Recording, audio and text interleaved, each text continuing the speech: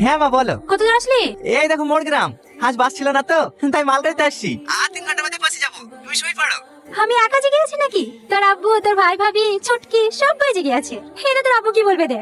Hello বাবু, হ্যাঁ বাবা বলো। আমি আজকে প্যান্ডেল ক্যাটারিং সব বলে দিয়েছি, তুই এসে একবার দেখিলিস। আচ্ছা আমাকে তো গাড়িটা আগে দিয়ে দিতে হবে, তোর মামাকে সাথে করে নিয়ে কালকে গাড়িটা কিনলে আসিস, হবে না? হ্যাঁ হ্যাঁ হবে না কেন? ঠিক আছে বাপ, সাবধানে বাড়ি আয়। কতক্ষণ কথা বলে? দাও আব্বা আমাকে দাও। হ্যালো ভাই, হ্যাঁ ছুটকি বল। কতক্ষণ লাগে তোর আসতে? এ দাঁত 2.5 ঘন্টার মধ্যে ঢুকে পড়বো। তাড়াতাড়ি আয়, আমার ঘুম পাচ্ছে। বিয়ের কোনে এত রাত অব্দি যাই কেন? আর 3 দিন বাদ দিবি? জেগে থাকবো না, আমার ভাই বাড়ি আসছে, আমার লেগে যেটা নিয়ে আসতে বলেছিলে আসছে তো? আরে হ্যাঁ হ্যাঁ সব আসছি। আপনার বোনের বিয়ে? হ্যাঁ আর 3 দিন বাদ দিবি। হর জন্য তার বাড়ি আসলাম, পানি বায়না ধরেছে, আমি না আসলে নাকি বিয়েতেই বসবে না। বাড়ির সবাই আপনাকে অনেক ভালোবাসে তাই না? হ্যাঁ আজ 3 বছর পর বাড়ি ফিরছি তো, তাই আমার জন্য সবাই জেগে বসে আছে। আপনি 3 বছর পর বাড়ি ফিরছেন? হ্যাঁ আমি কলকাতায় পড়তে এসে 1 মাস থাকলে বাড়ির জন্য মন খারাপ করি। এ শুধু